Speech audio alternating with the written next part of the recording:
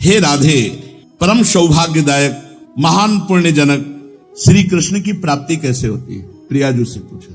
प्रियाजू ने कहा, बहुत जल्दी श्री कृष्ण की प्राप्ति कराने में समर्थ है श्री तुलसी महारानी जी। प्रियाजू का वो बताया हुआ उपाय, श्री वृंदा सखी, ये वृंदावन की अधिष्ठात्री देवी हैं, ये वृंदावन की पूरी व्यवस्था को देखती हैं। प्यारे जू के नित्य केली की व्यवस्था करती हैं और इनकी कृपा के बिना कोई वृंदावन में प्रवेश नहीं कर सकता। ये हमारी प्यारी जू की प्रिय सखी वृंदा सखी श्री तुलसी महारानी जी। मेरे मत में यदि तुलसी जी की सेवा की जाए, तुलसी जी का यदि स्पर्श हो जाता है, तुलसी जी का नाम कीर्तन किया जाता है, तुलसी जी को प्रणाम किया जाता है, तुलसी जी का वृक्ष लगाया जाता है, तुलसी जी को जल अर्पित किया जाता है और तुलसी दल से नित्य भगवत सेवा की जाए, बहुत जल्दी श्री कृष्ण प्रसन्न हो जाते हैं। प्रतिदिन जो तुलसी जी की भक्ति करता है, तुलसी का पौधा रोप करके तुलसी जी का सिंचन करना, तुलसी जी को तिलक लगाना, तुलसी जी को माला पहनाना,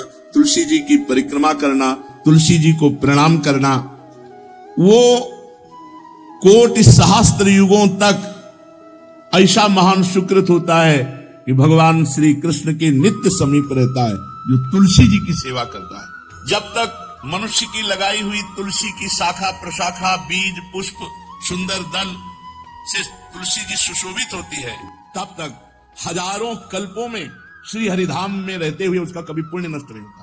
जैसे एक दिन 1000 कल्प, 2 दिन 2000 कल्प वो भगवान के नित्य धाम में महान सुकृत के बल से भगवत धाम में रहेगा, जो तुलसी जी का पक्का मान लीजिए। जब स्वयं से तो तुलसी जी रोपण करके तुलसी जी का एक वन लगाया और रोज नवीन मंजरी तुलसी दल लेकर प्रभु के चरणों में कहीं न कहीं तुलसी जी की कृपा हुई।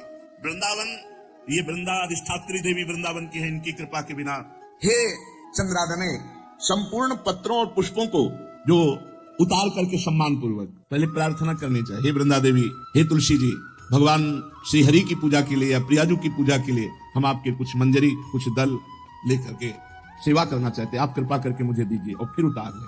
ऐसे नोचना नहीं, बहुत सम्मान से बहुत प्यार से तो तुलसी जी प्रसन्न होती है। जो मनुष्य तुलसी दल से श्री हरि की पूजा करता है, कोई भी पाप उसका स्पर्श नहीं कर सकता। पूर्व में किया हुआ कोई भी पाप उसको दंड नहीं मिलेगा जो तुलसी जी की आराधना नित्य करता है। अभी तना जल भी ना चढ़ा दे, मार पुण्य हो जाए और तुलसी जी अंतर ध्यान अनुकूल जल, जैसे मान लो गमले पे है इतना बड़ा तांबे का, रोज उससे अब भर के लोटा चढ़ा दोगे 2-4 दिन में अंतर ध्यान हो जाएंगे तुलसी जी। बहुत विवेक से जरूरत है, मतलब भारी पुण्य होगा। अब इतना बड़ा लोटा रोज जल चढ़ाओगे तो 2-4 दिन में पीली होकर अंतर ध्यान हो जाएंगे। इतना जल अनुकूल जल चाहिए, एक तांबे का छोटा सा लिया, रोज डालो, उसमें कोई फर्क नहीं। और गमला उठाकर धूप में विराजमान करो। सेवा का मतलब क्या है? जो तुलसी जी को जल अर्पित करके तुलसी जी की सेवा करता है, हरि चिंतन करता है, कभी कोई पाप उसका स्पर्श नहीं कर सकता। 100 भार सोना 400 भार चांदी का जो दान करने का फल होता है, वो एक तुलसी दल उतार जो अपने द्वारा लगाई हुई तुलसी दल वो हरि के चरणों में अर्पित हो। ये 100 भार सोना और चांदी बराबरी नहीं हो सकती। कितना महत्व है। जो रोज तुलसी दल चयन कर, द्वादशी को ना चयन करे, द्वादशी को मतलब बहुत बड़ा अपराध लगता है तुलसी दल का, इस मतलब तुलसी के वृक्ष का भी स्पर्श न करे। प्रणाम नमस्कार दूर से, एक भी दल नहीं टूटना चाहिए। द्वादशी को ऐसा हमने महापुरुषों से सुना है कि मंजरी और पत्र उतारना ये ठीक नहीं, बिल्कुल नहीं ठीक है। ब्रह्म हत्या का फल लगता है, अगर जो पाप लगता है अगर कोई द्वादशी को तुलसी चयन, बहुत सावधानी से। जिसके घर में तुलसी का बगीचा होता है, कई पौधे होते हैं, उसको कहीं तीर्थ जाने की जरूरत नहीं, उसका घर तीर्थ है जिसके घर में तुलसी के पौधे हैं। और यमराज कभी उस घर में किसी भी मरने वाले को लेने नहीं आएंगे जिसके घर में तुलसी। लगा लो भैया तुलसी लगा लो घर में, काहे कोई यमराज को आने दोगे? सबके घर में तुलसी। कितना सुंदर पहले था, घर में आंगन होते थे, आंगन में एक बहुत बड़ा, और फिर उसमें तुलसी जी, और फिर उसमें 2-4 नर्मदेश्वर शालीग्राम ऐसे, और फिर घर का हर व्यक्ति जल चढ़ाना, प्रणाम करना, नमस्कार करना, चार पर। कितनी पवित्र पद्धतियां हमारी थी। जब रसोई बने पहली गाय के लिए, फिर कुछ पक्षियों के लिए, फिर कोई संत महात्मा, कोई भिक्षु, ऐसा कितना पवित्र व्यवहार। यहाँ जैसे हमने देखा है, ये रसोई बन रही ना, तो धुआं नहीं खत्म होने पाता, वो ही सब अपवित्र किए हुए हैं, राक्षसी बुद्धि आती चली जा रही। तुलसी जी ये भागवती को बसते, हमें लगता है बालकनी तो होती है, बढ़िया बालकनी में कैसा उठाने धरने वाला स्टैंड लोहे का रखो कि तुलसी जी को विराजमान कर दो। जिसके घर में तुलसी जी विराजमान होती है उसके घर में यमराज कभी नहीं जाते। जो तुलसी जी का सेवन करता है उसकी सारी कामनाएं तुलसी जी पूर्ण कर देती है। तुलसी जी को लगाना, तुलसी जी का पालन करना, तुलसी जी को सिंचन करना, तुलसी जी का दर्शन करना, तुलसी जी का स्पर्श करना, मनुष्य के द्वारा जो मन, वाणी और शरीर से पाप हो गए सबको तुलसी महारानी क्षमा कर देती है, दग्ध कर देती है। पुष्कर आदि तीर्थ, गंगा आदि परम पावन नदियां, ये सब जो स्नान आदि अवगाहन आदि करने का फल देते हैं, वो केवल तुलसी जी घर में विराजमान है उसको फल मिल जाएगा। कितने बढ़िया। जो तुलसी जी की नवीन मंजरी प्रभु के चरणों में अर्पित करके प्रणाम करता है, वो चाहे कितना भी अपराध किए हो, वो कभी यमपुरी को नहीं देखेगा, कभी यमराज के पास नहीं जाएगा। जो मनुष्य तुलसी काष्ठ का घिसा हुआ चंदन लगाता है, उसके सारे संचित भस्म हो जाते हैं और क्रियमाण जो वर्तमान वो कभी उसको बांध नहीं सकते। तुलसी जी का काष्ठ का घिसा हुआ चंदन, जिसके घर में तुलसी की छाया होती है वहां पितरों को अपने आप कल्याण प्राप्त हो जाता है।